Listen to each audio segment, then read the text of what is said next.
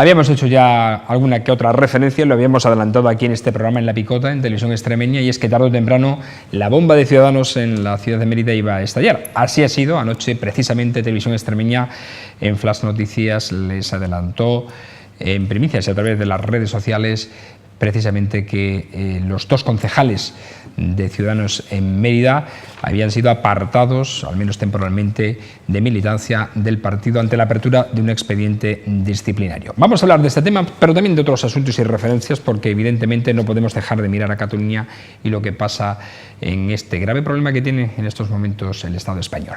Buenas noches, bienvenidos a este tiempo de análisis, de debate en su televisión, en Televisión Extremeña. Hoy están con nosotros, mejor dicho, José Luis Arellano, ¿cómo estás? Hola, buenas noches, bien, como siempre. Y Pepe Pérez Garrido, ¿qué tal? Buenas noches. Buenas noches, Fran, aquí un día más. Un día más, efectivamente, pues con ellos vamos a hablar y vamos a analizar lo que sucede a nuestro alrededor.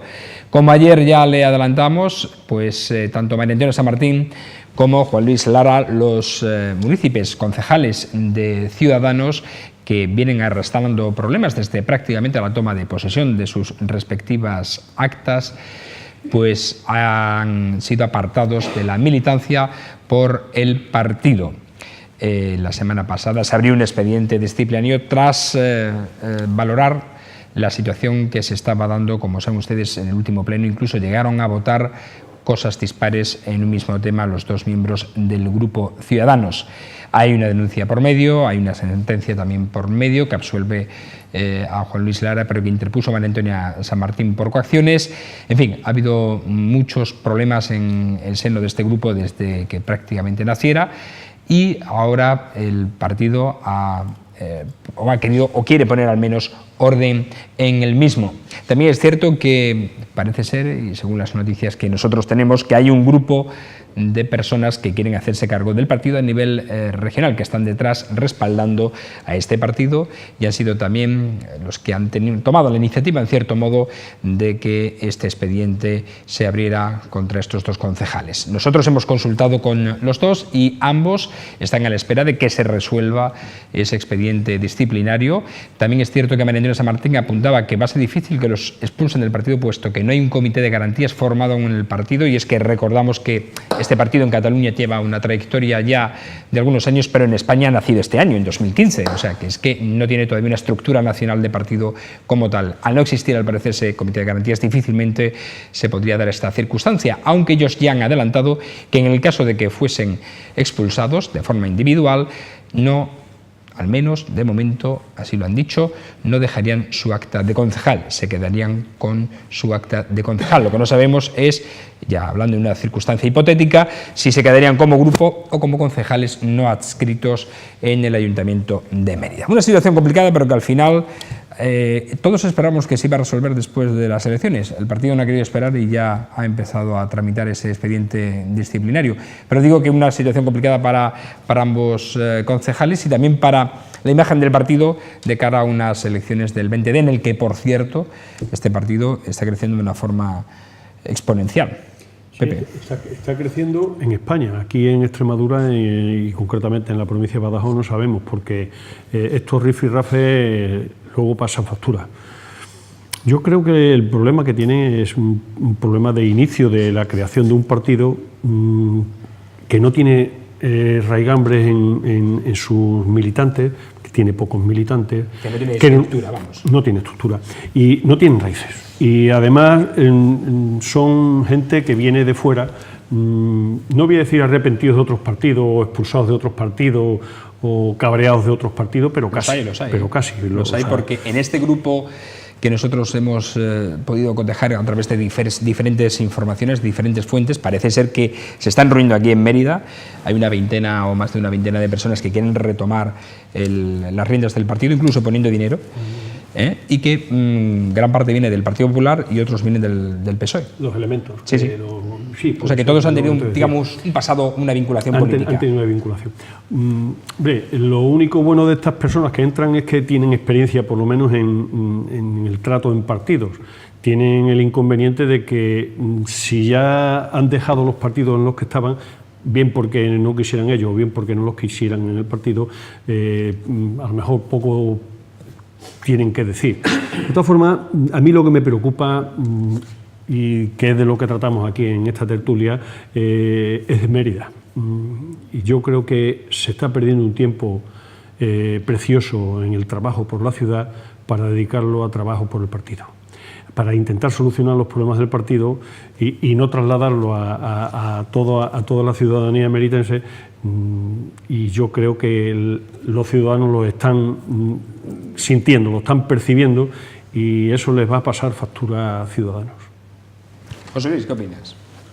Bueno, yo opino, bueno, el moderador, usted ha dicho para empezar que por fin estalló la bomba política. Bueno, por fin no he dicho que estalló la bomba. Que estalló la bomba política en el partido de Ciudadanos. No por fin, aquí no tenemos ganas de que estalle nada. Claro que sí. Bueno, yo digo que bueno, efectivamente explotó la bomba, pero a nosotros la metralla no nos ha llegado, que es lo importante, que a nosotros no nos llegue la metralla.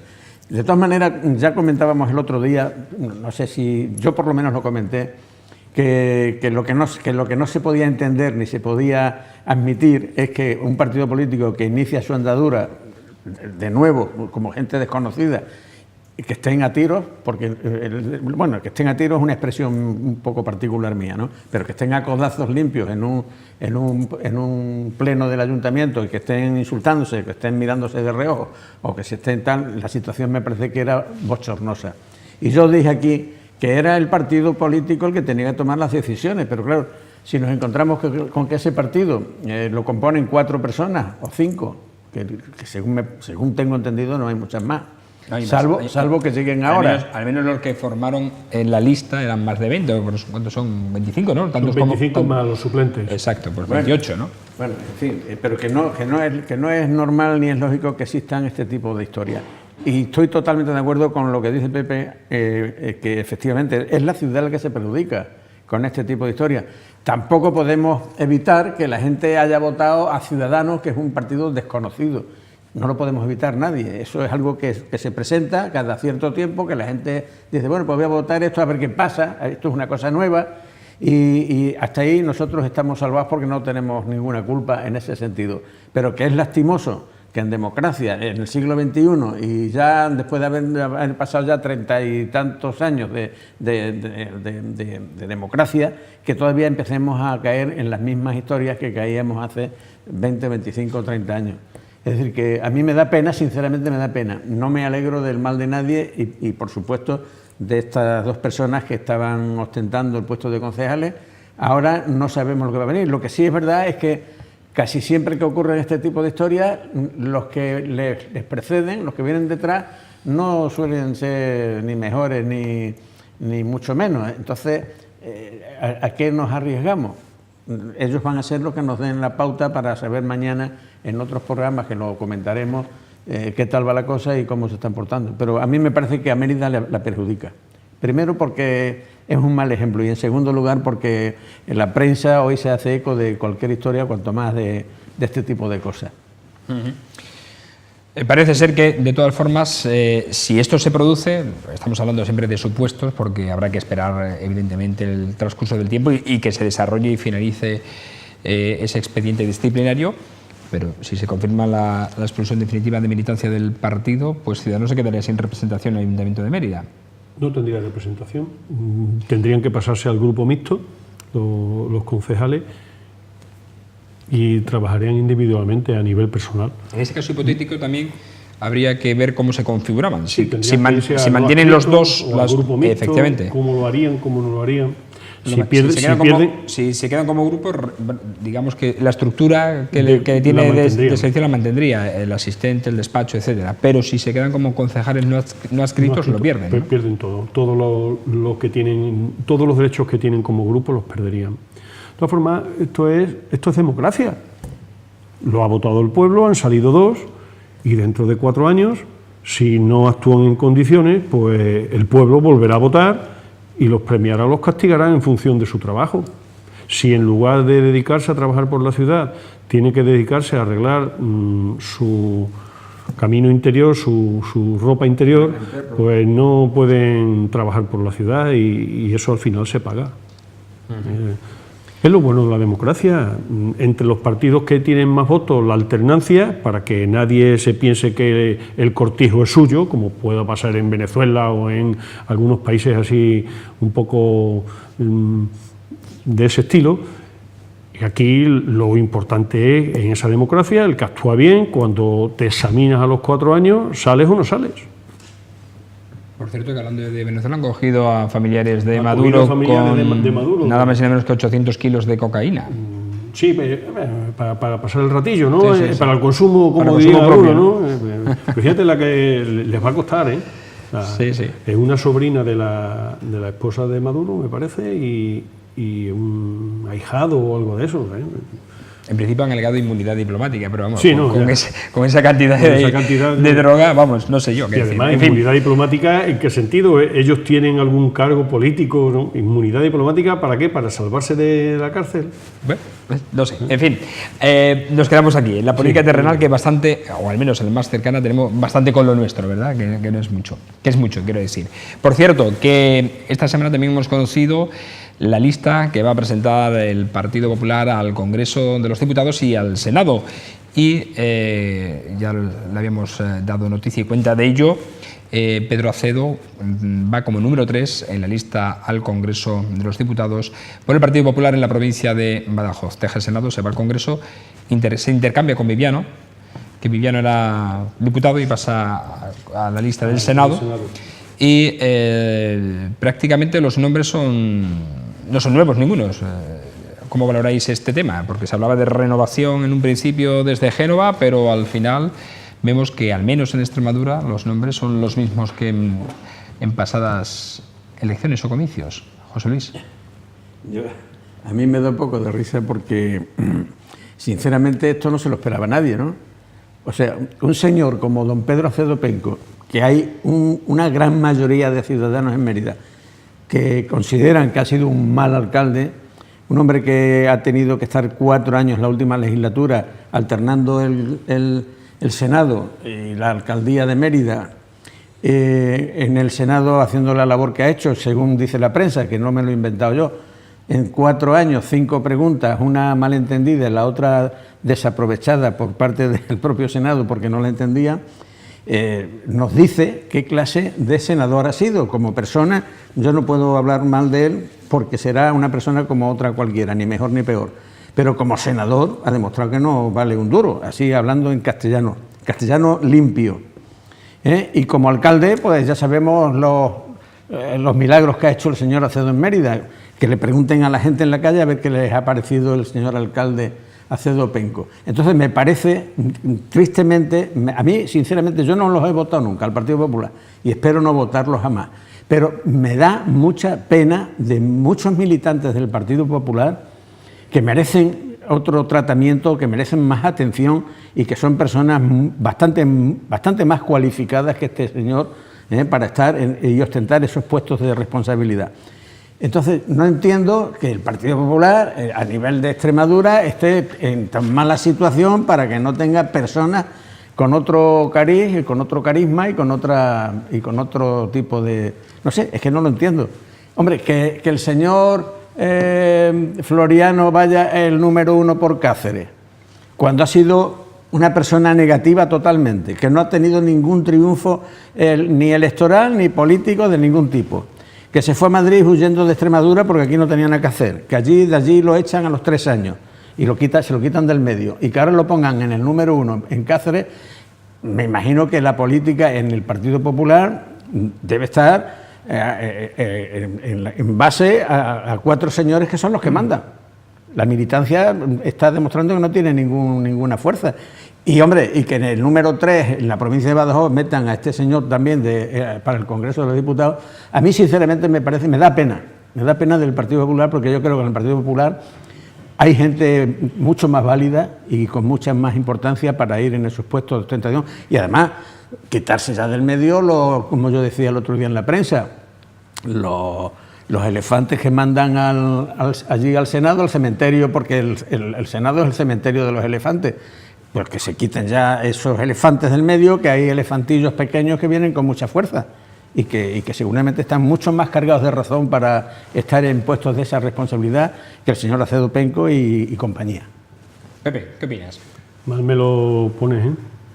José Luis, Es mi criterio. sí, digo yo, sí, ¿no? Sí, todos los criterios son respetables y yo creo que he dado muestras aquí de saber escuchar muy bien y soportar.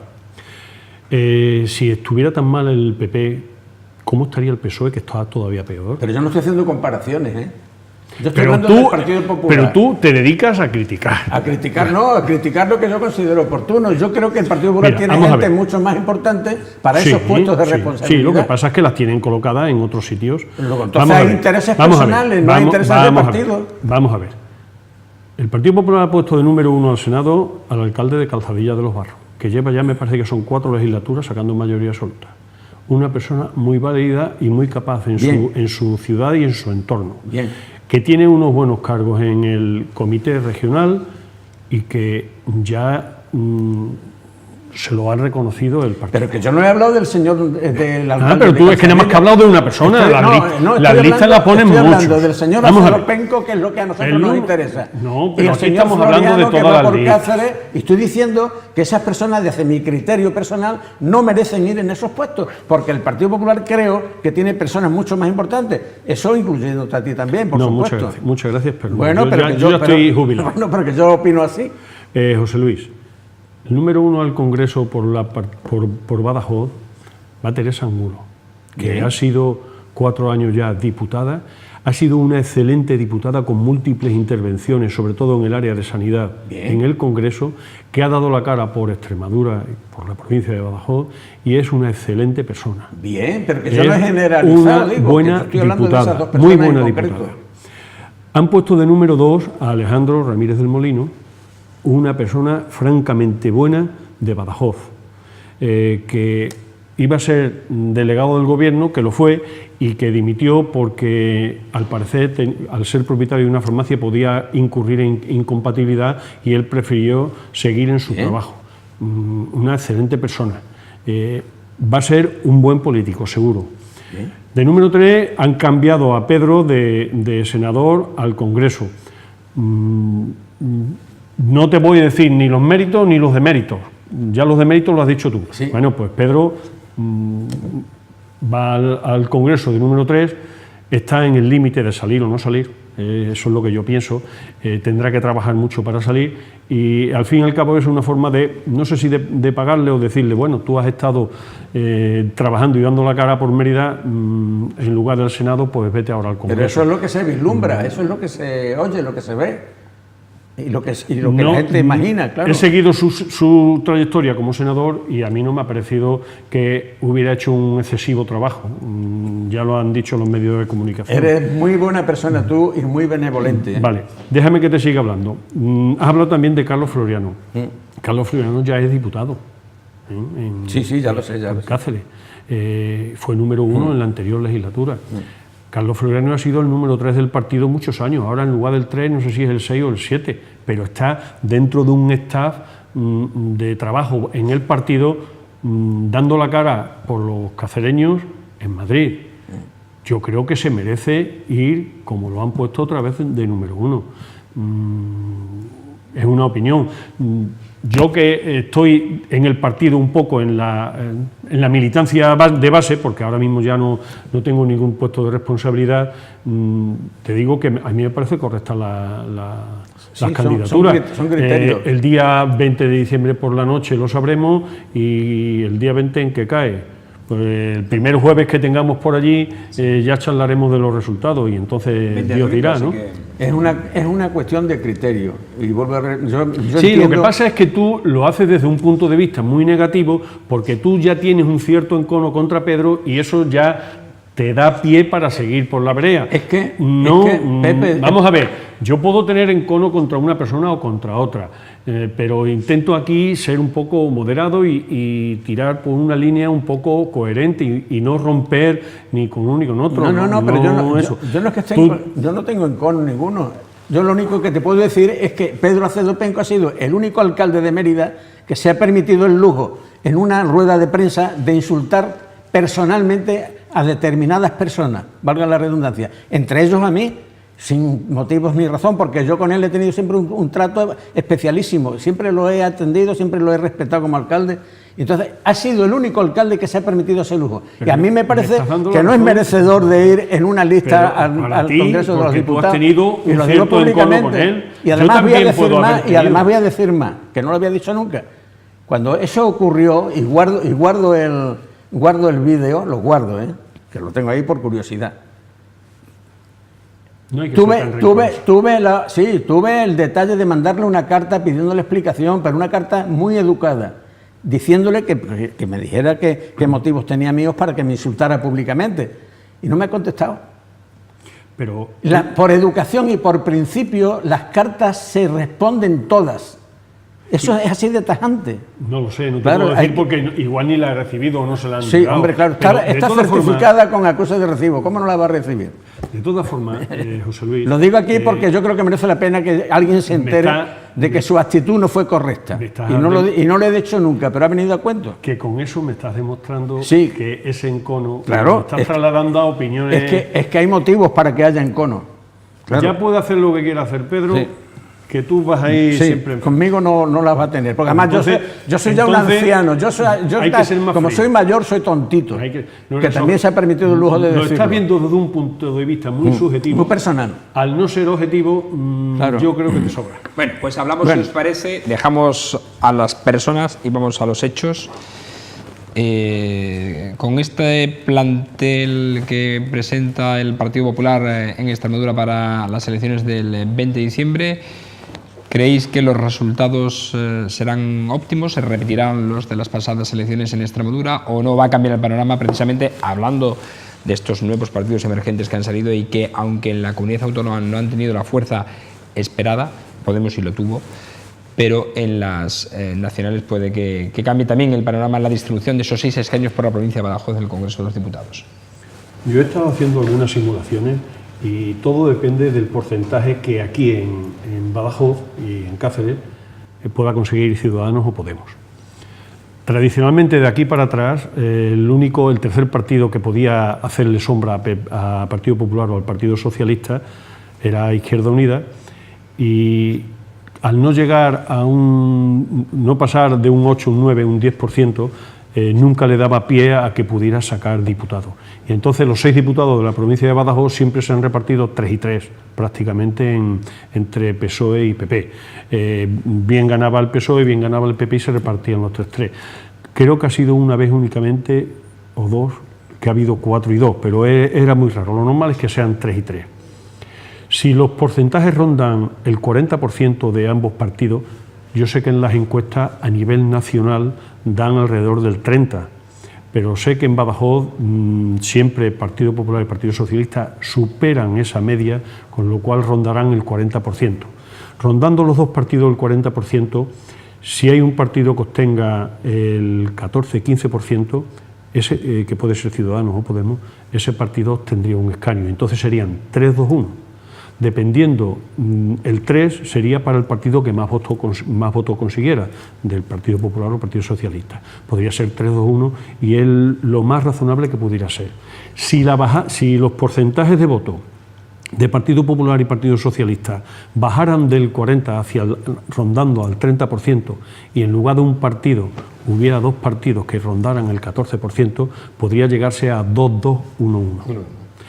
Pero más de ahí es muy difícil. Se rompería por primera vez el bipartidismo en las elecciones en la provincia de Badajoz en el Congreso, efectivamente. Si sucediera eso, eso es cuestión de poner simulaciones con una hoja de cálculo y te salen los números. Me inclinaría también, en un principio lo dije, por 3-2-1. También es cierto que el voto de las elecciones nacionales es el mismo que el autonómico, pero pudiera ser ese escenario de 2-2-1. Si obtiene el 40%, al dividir por 3, el tercer diputado saldría con el 13,33%. ¿Qué es lo que pasa? Si hay un partido que tiene el 14, lo saca antes que el del 13,33%. Claro. Eso es cuestión de hacer una hojita de cálculo y es muy fácil. Y simularlo. José Luis, ¿tú qué crees que yo no soy tan matemático, pero entiendo que efectivamente si el porcentaje de votos está en ese 40%, Yo lo que sí es verdad que soy más optimista que Pepe. Pepe es más optimista para el Partido Popular porque él tiene fe, que además me parece lo ideal, que así sea. Pero yo, que no soy militante de ningún partido, bueno, pienso, a pesar de todo... Él ha dicho a quién adjudica cada... Bueno, pero hombre, los tres o los dos. Al que saque más. Al que saque más. Votos, sí, no ha adjudicado, no ha adjudicado. Pero yo creo que esos 6 votos se van a repartir de otra manera. Yo creo que se van a repartir 3 votos a favor del PSOE. O sea, 3 diputados del PSOE. Yo creo que sí, que el PSOE va a sacar 3 diputados. El Partido Popular ha ganado tanto en las europeas como en las autonómicas, el PSOE sí, en la provincia. Y va para arriba, aunque las encuestas del CIS y compañía digan lo contrario, que va bajando, que sube el otro y que no sé qué. No yo creo que sí, el país también lo ha dicho. Sí, pero hay otras encuestas que no, pero de tal manera a mí las encuestas tampoco me dicen mucho. Yo no soy muy creyente en las encuestas. Te traeré, estoy haciendo un archivo de encuestas. Te traeré el próximo jueves un archivo de encuestas. Entonces yo creo que van a ser 3 del PSOE, 2 del Partido Popular y una seguramente del Ciudadanos. Aunque, fíjate lo que te voy a decir, a pesar de la buena filosofía que está utilizando... Podemos entrar con fuerza en el Parlamento extremeño, a ver ahora cuál es el comportamiento. Porque si se sitúa en torno al 14%, también obtendría... Pero de todas formas, aquí hay que tener en cuenta una cosa, que si nos basamos un poco en los y también, resultados... perdón, no sé, Pepe, si ese escenario lo ha contemplado o no, se puede producir el hecho de que Ciudadanos obtenga un buen resultado, pero no obtenga escaño. Sí. Sin embargo, le puede arrebatar el escaño, o se puede beneficiar, mejor dicho, el PSOE de Ciudadanos. De si no obtiene ese escaño. Es un escenario también que se puede contemplar. No, lo que es más probable es que pudiera ser Podemos. No, vamos a ver. Podemos, sabemos que según las últimas encuestas se está estancando, ha bajado, dicen que ha tocado ya suelo y que se mantiene ahí alrededor del 10, del 12%, yo no sé si será cierto o no, pero si observamos los resultados de mayo de las autonómicas, Podemos tiene 6 diputados en la Asamblea de Extremadura. Según eso, en porcentaje superaría a Ciudadanos, que nada más que tiene 1. Si el cambio que hay en toda España del porcentaje de Ciudadanos subiendo y de Podemos bajando, en Extremadura se mantiene, es cuando sería 3-2-1. Si el porcentaje de Ciudadanos aquí en Extremadura, en Badajoz, no fuera tan, no subiera tanto como en el resto de España y sin embargo Podemos se mantuviera por encima, ese diputado que estamos dando de suelto podría ser para Podemos, también podría obtenerlo. Es cuestión... Bueno, también es cierto que estas elecciones generales se vota en clave distinto, ¿no? Y se vota mucho en clave de quien está arriba, del líder, ¿no? Indudablemente. Y aquí, aunque habéis argumentado antes que no tiene estructura Ciudadanos, que se está preparando precisamente ahora y tal, cierto es que Albert Rivera tiene un tirón y lo pudimos comprobar en la visita que ha girado a Mérida y a Cáceres hace 2 días aquí en Extremadura. Estamos en una pre-campaña y posteriormente en una campaña en la que se juegan mucho todos los partidos. Y si aquí es importante para los partidos emergentes que se les conozca, que se les vea, lo que es importante, al igual que pasa con los partidos grandes, más que el favoritismo que se pueda tener hacia esos partidos es el rechazo, el no meter la pata. Esto mismo que hemos hablado antes de Ciudadanos en Mérida, le puede suponer perder el diputado a nivel provincial. Quizá por eso han actuado con esta celeridad. Claro, celeridad hay muchos, han tardado en reaccionar. Sí, hay muchos comentarios sobre lo bien que están actuando Ciudadanos en Madrid o en Cataluña y que ve la chica esta, la candidata de Ciudadanos, la portavoz, Irene Arrimada, o algo así, lo bien que se defiende y lo bien que se manifiesta en las Cortes en Cataluña y cómo está pegando el tirón hacia arriba y al mismo tiempo cómo algunas cuestiones como las que vimos, lo hemos comentado aquí, lo del militar con Podemos, que si ahora viene que si el juez Castro también podía haber sido, si no lo hubieran renovado en la judicatura, hubiera ido también a Podemos. Son cosas que a lo mejor sirven de rechazo. Ese rechazo es el que puede hacer que pierdan diputados el día 20 de diciembre y quedarse un poco en la estacada. Bueno, en fin, queda tiempo todavía. No queda mucho, la verdad, porque estamos prácticamente a 20 días de que se inicie la campaña electoral. Y supongo que esta campaña electoral va a ser, siempre decimos lo mismo, pero es que esto es como los partidos del siglo del Madrid y Barcelona, que siempre son del siglo, un partido cada 6 meses. Bueno, pues esto es lo mismo, ¿no? Unas elecciones cada 4 años o cada 2 años en este caso, y en este año que llevamos ya 2, pues va a ser fundamental la campaña electoral, digo, el comportamiento de los partidos en la campaña electoral.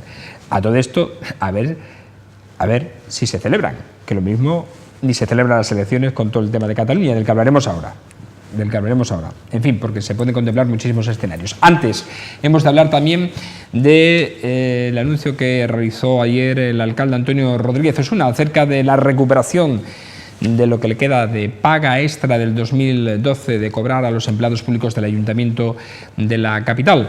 La Junta de Extremadura anunció el día antes, además tuvimos a la consejera de Hacienda y Administración Pública en nuestra televisión contestando precisamente al resultado que había arrojado esa mesa de negociación con los agentes sociales sobre la recuperación de la paga extra. Al día siguiente, como decimos, Antonio Rodríguez Osuna, precisamente en una jornada del sindicato CESIF que se ha celebrado en el Palacio de Congresos de Mérida, anunció que también los empleados públicos emeritenses iban a recuperar esa paga extra. Concretamente el 26% o algo más de ese 26% en la nómina de diciembre, y el resto, un 49% aproximadamente, se devengará en enero o febrero, en función de la disposición y la suficiencia financiera que tenga el Ayuntamiento de la capital. Va a ser indudablemente un esfuerzo importante. Para la Junta son casi 63 millones de euros lo que le cuesta recuperar la paga extra. El Ayuntamiento de Mérida no se ha cifrado, supongo que estarán echando cuentas, pero también supongo que será un montante importante. El 26 y el 49 se llega a los 75, ¿y el otro 25? Fue el que se cobró hace poco. La paga extra de ¿Lo este han año. cobrado los trabajadores municipales? Sí. No lo sabía yo. El Yo le había preguntado a alguno y me había dicho que no. ¿No? Pues al parecer dicen eso. En fin, bueno, buena noticia para los trabajadores públicos, empleados públicos. Estamos ¿no? en campaña. Sí. Hombre, a mí me parece que tener un detalle con los funcionarios.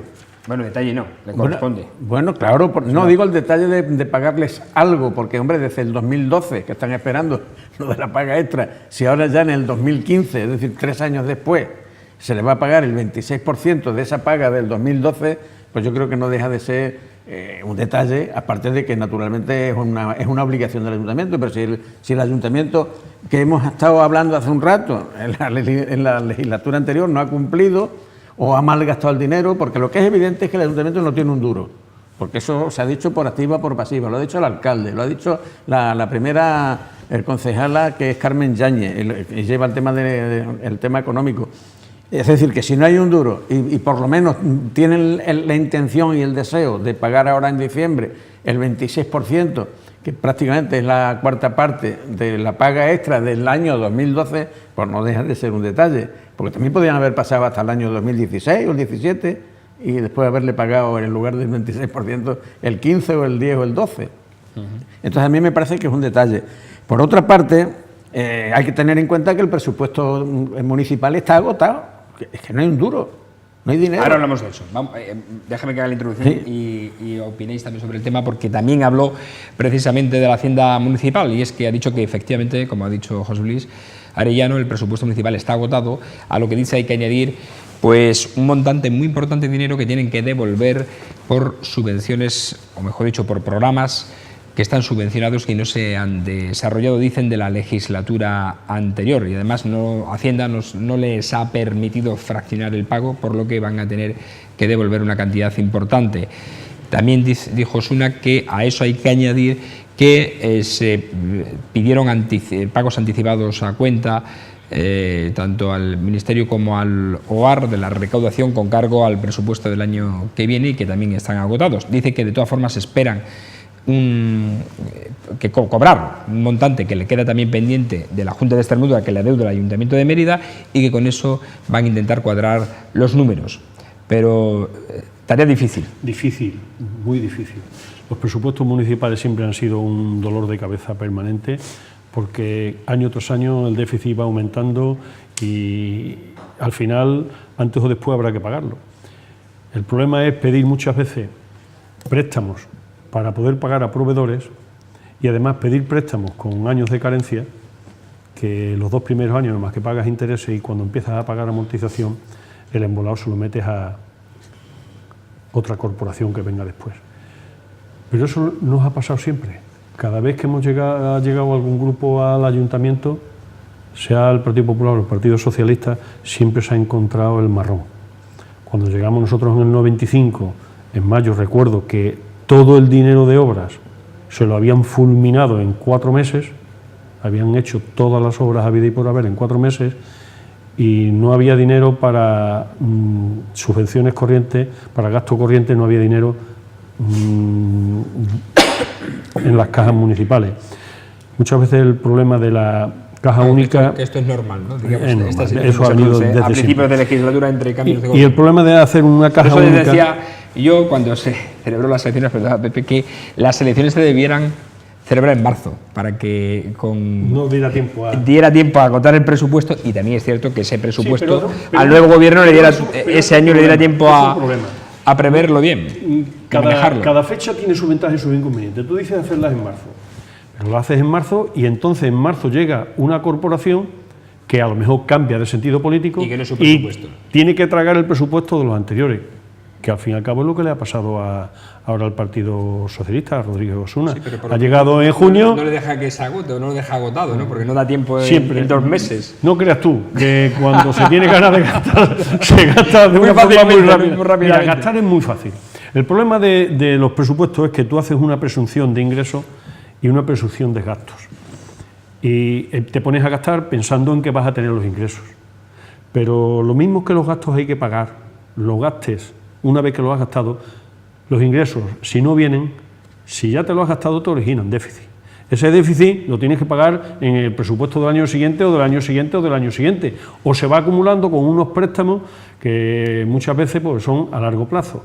Otras veces utiliza las llamadas operaciones de tesorería, que son préstamos para resolver la falta de liquidez momentánea en el ayuntamiento, porque tú dices, bueno, yo voy a cobrar el IBI, pero lo voy a cobrar en julio, entonces me puedo gastar algo del IBI que voy a cobrar en julio y me lo gasto en enero, febrero o marzo. Pido un préstamo puente para después devolverlo, pero a la hora de devolverlo no lo devuelves. Y te lo has gastado, y te has gastado lo que te venga después, y al año siguiente tienes que renovar esa operación de tesorería, la liquidas pero la vuelves a pedir, y se convierte al final en otro préstamo a largo plazo.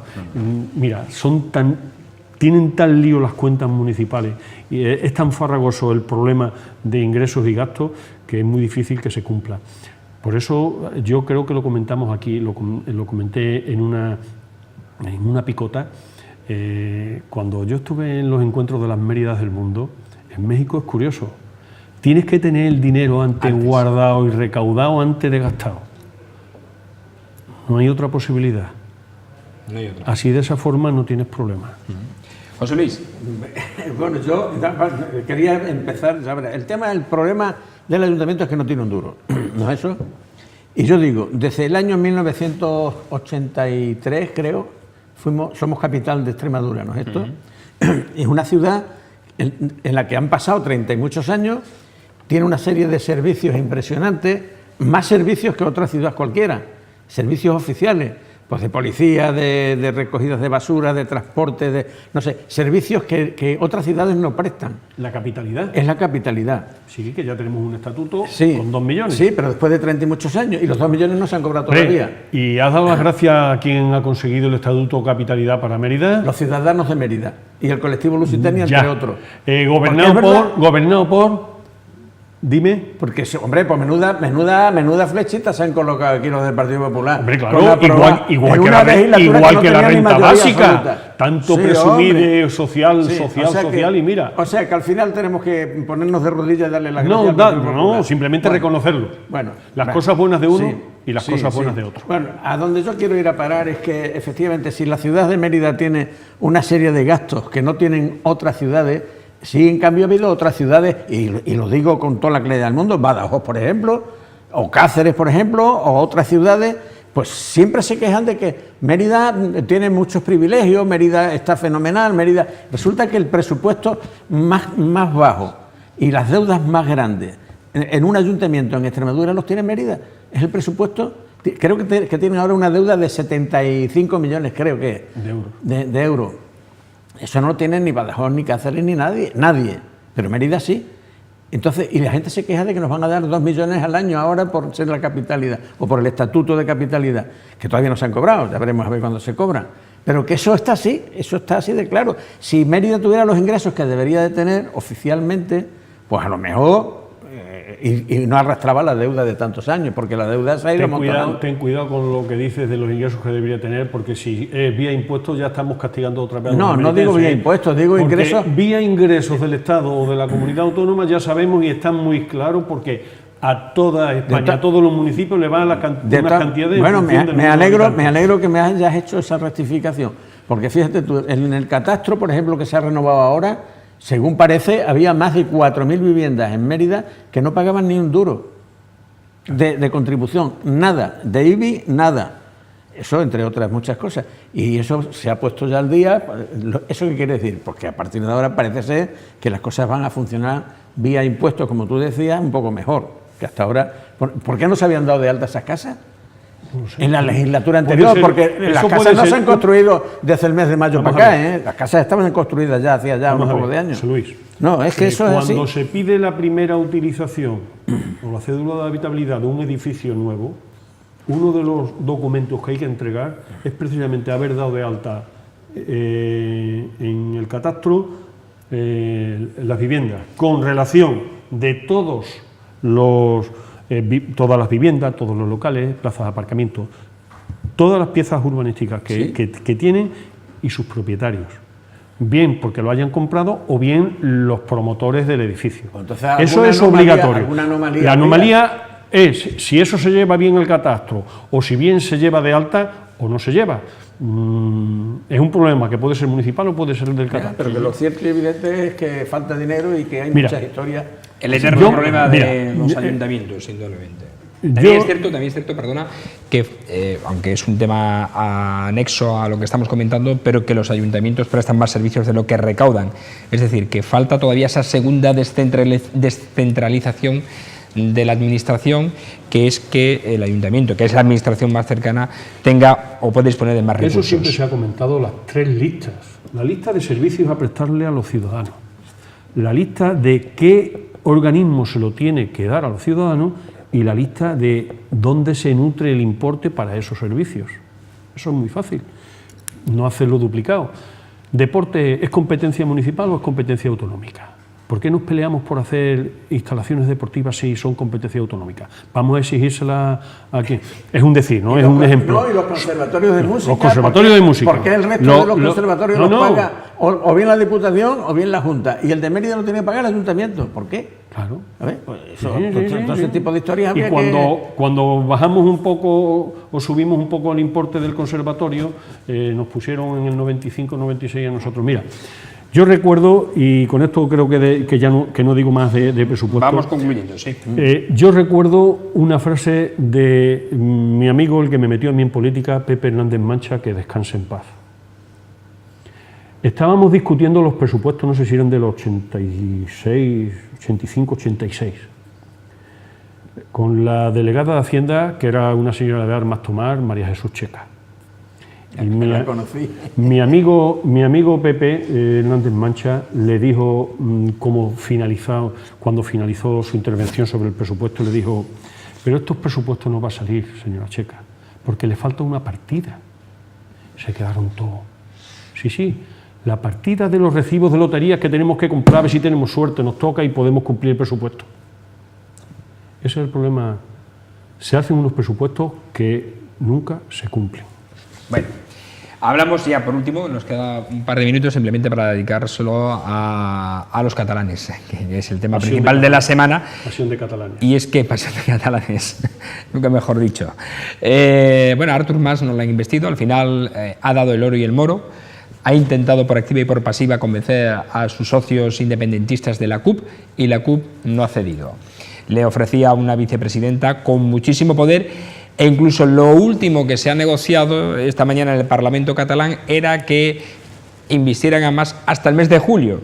Una moción de confianza. Exacto. Y en el mes de julio se sometería a una moción de confianza. En fin, que les ha dado todo, pero la CUP no ha picado, y efectivamente.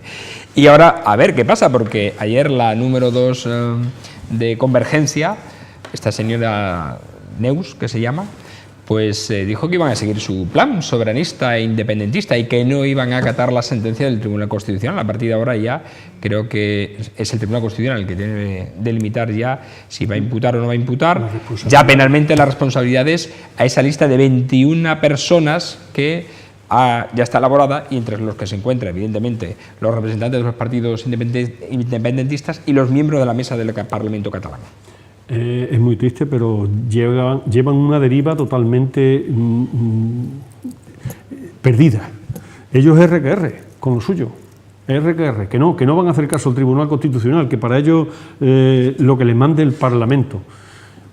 Digan lo que digan. O sea, yo algunas veces digo, bueno, y si se les hubiera ocurrido autorizar, ¿qué digo yo? ¿El asesinato? ¿Un homicidio? Simplemente porque como lo autoriza el Parlamento, ya se puede cometer, ya se puede hacer. O sea, señores, si hay unos mecanismos perfectamente válidos para poder cambiar las leyes, ¿ustedes qué pasa? Organizan un tinglao, o sea, llámese asamblea, llámese diputación, como lo quieran llamar, la Asamblea Catalana, en la que están todos los diputados, que pueden hacer las leyes. Ustedes mismos están diciendo que después no las podemos saltar a la torera. Esa es la democracia que nos quieren enseñar a nosotros y a nuestros hijos. Yo no lo comprendo de verdad. A partir de ahora, pues tienen 2 meses. O se ponen de acuerdo para investir un presidente o 2 meses para convocar de nuevo elecciones en Cataluña. ¿Yo qué quiere que te diga? Yo estoy ya de catalanes hasta aquí, porque, hombre, llevamos ya unos pocos de meses. Casi que le vamos a dar la independencia a nosotros ya directamente. Sí, yo, sinceramente, yo les daría la independencia. Les diría, mira, marcharos ya, pero claro, primero pagar aquí, a este país, todo lo que... Pagar lo que se debe, ¿no? Claro, todo lo que se debe, sí. Y iros, cuanto antes mejor, ¿eh? No, si lo curioso es que quieren la independencia y que se la paguemos además nosotros. Sí, claro. Entonces, yo al final tengo que llegar a la última conclusión. Si esta gente desobedece, el Tribunal Constitucional los castiga y ellos dicen que se lo pasan por el arco del triunfo y no pasa nada, pues yo digo que aquí se da el caso de la injusticia de la justicia. Es decir, si la justicia no hace justicia y es injusta, ¿de quién nos tenemos ahora que fiar? Si a esos señores hay que meterlos en la cárcel, y lo digo así como suena, en la cárcel, porque son delitos penales, son delitos de cárcel. Sedición y rebeldía. Sedición y rebeldía. La sedición se castiga con 15 años, perdona. Sí. Y la rebeldía con 30 años de cárcel.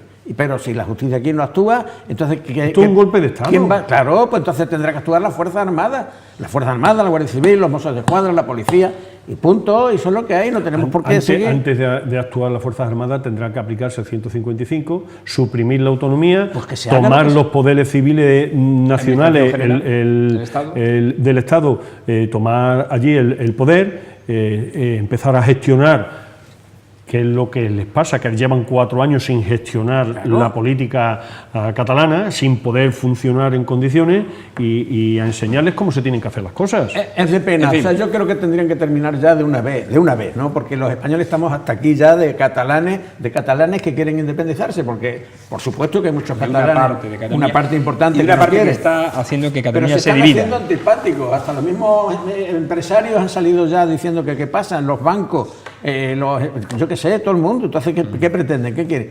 Están pasándose por el arco de triunfo al pueblo español. Y eso ya está bien. Hay un detalle económico que además marca normalmente la tónica o el termómetro económico de lo que sucede normalmente a su alrededor, que es la bolsa. La bolsa nos ha inquietado por esta resolución independentista. Es decir, pues tampoco los poderes económicos le dan la importancia económica que a lo mejor los catalanes creen que tienen. Y no creas que estuvo muy alta y ahora está rondándolo. No, pero en esta semana digo, tras la resolución no se ha movido. Porque yo creo que ya han estado pagando la deriva catalana, ya la han estado pagando en otros momentos. Nos vamos, señores, no hay tiempo para más. Gracias a José Luis Arguiñano, gracias a Pepe Pérez Garrido. Gracias, buenas noches a todos. A ustedes agradecerles como siempre su atención, que pasen y disfruten una feliz noche, que disfruten lo que queda de jornada. Hasta mañana.